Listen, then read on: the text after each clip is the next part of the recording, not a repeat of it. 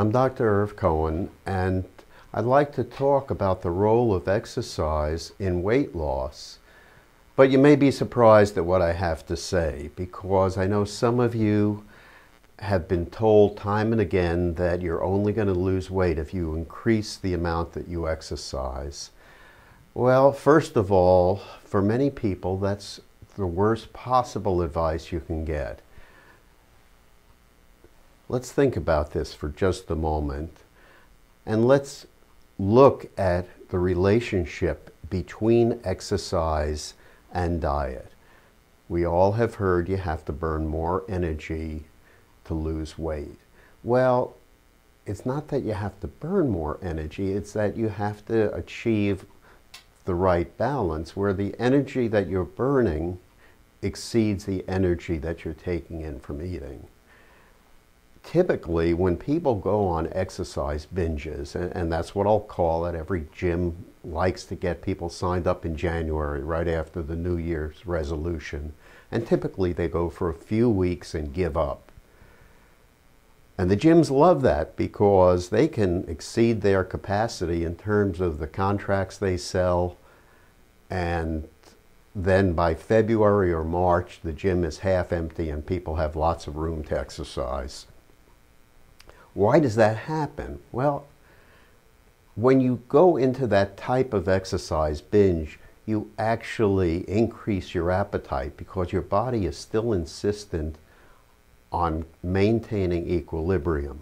And so if you burn up stored energy, it signals you to eat more. And so you reward yourself. You say, you know what? I can have one of those jumbo muffins because I deserve it. I must have burned a zillion calories exercising. And so you get nowhere. On the other hand, if you're dieting first and your body is being told it's okay to burn stored energy, and then you exercise, then it supports it. So if possible, while you're dieting, sensible exercise is called for. But what is sensible exercising? Now let's think about two different people. Now you can see that we have a thin lady and a lady that has some issues with weight. Who is actually getting more exercise? It's actually the heavier lady. Why? Just in her activities of daily living, if she weighs 50 pounds more than the other person, she's burning more calories just getting up and walking across the room. If you don't believe me, pick up a 50-pound sack and walk around with it and tell me whether you think that's exercise or not. So what I tell people is use moderation, use common sense. If you go to a gym and there's an instructor that screams at you saying no pain, no gain, let me say that she is the pain. Pain is a signal that your body is doing something wrong. So moderate exercise, if you feel a strain, back off. It's much, much better if you're using weights or a machine to increase the number of repetitions rather than to increase the weight to a point that it feels like it hurts.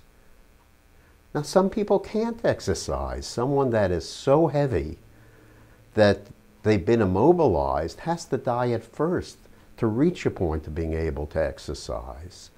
And they should use common sense and build up gradually. It may be nothing more than some walking. I encourage people, if they have the ability to use a gym, to try water exercise, because if you're overweight, that takes the weight off your joints. You're not going to do harm, but it gives you good resistance and you can build up very slowly. There's an excellent program that was developed by a doctor in Australia, Dr. Paul Lamb, that has been endorsed by arthritis and rheumatism foundations around the world. If anyone in your area has been trained in his program. It's a form of Tai Chi, which is an Asian exercise, a Chinese exercise. But as a doctor, he has looked at it and limited it to safe exercises that anyone can do. And the advantage of that is that it allows you to limber up and increase your range of motion. It's very important for people to keep that in mind. As you lose weight, you may actually develop aches and pains. Why? Well, it's simple. Your body was fighting to hold you up against gravity. And so you have a muscle memory where you're used to being in a certain position and exerting a certain amount of force just in your normal activities. As you lighten up, it takes less effort, but your body keeps trying to exert the same amount of effort. And so what happens is you may be pulling in the wrong direction. And by going through exercises, not to burn calories, but to increase the range of motion, to limber up, you find that you gain this freedom of movement that you didn't have before. So that's why I heartily endorse Dr. Lamb's program and similar programs. Now, some people may find that a very basic class in yoga where they emphasize stretching and positions may be helpful to them. But find the program that's suitable for you. There are even programs for people in wheelchairs. Look around, don't fall for the no pain, no gain, or you have to try harder to lose weight. I wish you luck in your endeavor to lose weight. And remember, common sense and listen to what your body is telling you. Thank you for your time. If you'd like to learn more about the new Hippocratic diet, or if you're a type 2 diabetic, about diabetes recovery using the new Hippocratic diet, we have these books available through your favorite bookstore or publisher. And the good news is that in addition to that, we now have an online course that's available at the website learn2diet.com. That's the number 2. So it's www.learn2diet.com. And you may want to visit that site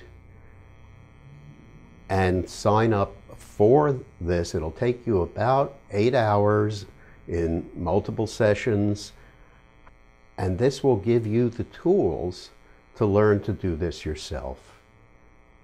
So I wish you the best in achieving better health through the right type of diet.